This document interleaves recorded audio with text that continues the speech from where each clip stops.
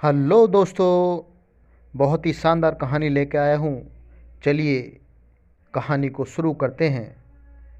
कहानी रथचाइल्ड के संबंध में मैंने सुना है। यहूदी धनपति एक भिखमंगे को वह रोज़ हर महीने पहली तारीख को $100 देता था। वह भिखमंगा उसे जच गया। एक दिन बगीचे में उसी बेंच पर आकर बैठ गया था। दया आ गई कि रथचाइल्ड के पास कमी न थी। उसने कहा कि तू $100 हर महीने 1 तारीख को आकर ले जाया कर। वह भिखमंगा इस तरह से उसके दफ्तर में आने लगा जैसे लोग अपनी तनख्वाह लेने जाते हैं। अगर 10-5 मिनट भी उसको रुकना पड़ा तो नाराज़ हो जाता, चीख पुकार मचाने लगता। कोई 10 साल तक ऐसा चला।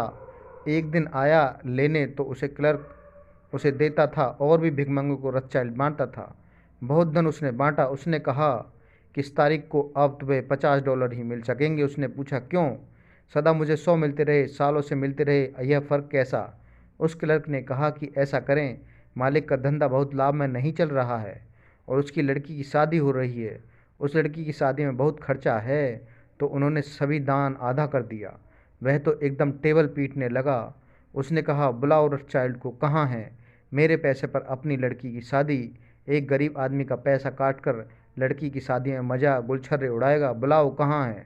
रथचाइल्ड ने अपनी आत्मकथा में लिखा है कि मैं गया, मुझे बड़ी हंसी आई, लेकिन मुझे एक बात समझ में आई, यही तो परमात्मा के साथ कर रहा है।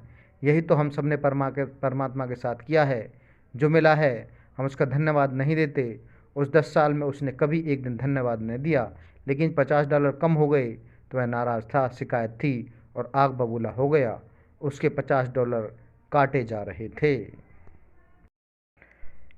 कहानी आगे का शेष भाग। अगर तुमने मांगा तो पहले तो बात मिलेगा नहीं, और शुभ है कि नहीं मिलता, क्योंकि तुम जो भी मांगते हो गलत मांगते हो। तुम सही मांग ही नहीं कर सकते। तुम पागल हो। गलत से गलत मांग ही उठ सकती है। नीम में केवल नीम की निमोरियाँ ही लग सकती हैं। आम के सुस्वादु फलों के लगने की कोई संभावना नहीं है। जो तुम्हारी जड़ में नहीं है वह तुम्हारे फल में न हो सकेगा। तुम गलत हो तो तुम जो मांगोगे वह गलत होगा। तो पहली तो बात है मिलेगा नहीं, और शुभ है कि नहीं मिलता। परमात्मा की बड़ी अनुकंपा है कि तुम जो मांगते हो वह नहीं मिलता। उसे कभी सोचना बैठकर कि तुमने जो मांगा था अगर मिल जाता तो कैसी मुसीबत में पड़ते। लेकिन कभी कभी ऐसा होता है कि मिल जाता है, तो जो मिल जाए तो भी धन्यवाद पैदा नहीं होता, कृतज्ञता पैदा नहीं होती। और जिस प्रार्थना का परिणाम कृतज्ञता न हो वह प्रार्थना प्रार्थना नहीं है। प्रार्थना का पहला स्वाद ही कृतज्ञता है और अंतिम स्वाद भी कृतज्ञता है, एक गहरा अनुग्रह का भाव। तो जिस प्रार्थना के पीछे अनुग्रह का स्वाद छूट जाए, समझ लेना कि प्रार्थना ठीक थी, पहुंच गई परमात्मा के हृदय तक। पूरी हुई या नहीं यह सवाल नहीं है। अगर अनुग्रह का भाव पैदा कर गई तो पूरी हो गई। तो जो मेरे पास आए हैं, अगर उनकी कुछ मांग है तो एक तो मांग बाधा बनेगी, मुझसे मिलन न हो पाएगा।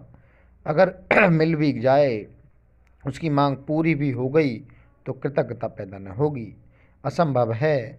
और अगर कृतज्ञता पैदा नहीं हुई तो अस्तित्व पैदा नहीं होगा।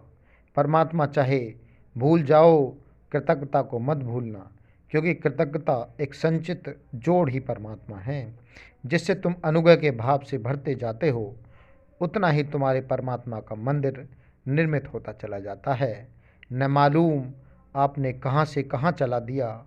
एकांत अब प्रीतिकर लगता है। एकांत प्रीतिकर लगे तो प्रार्थना शुरू हुई है। कहानी का अंत होता है। धन्यवाद।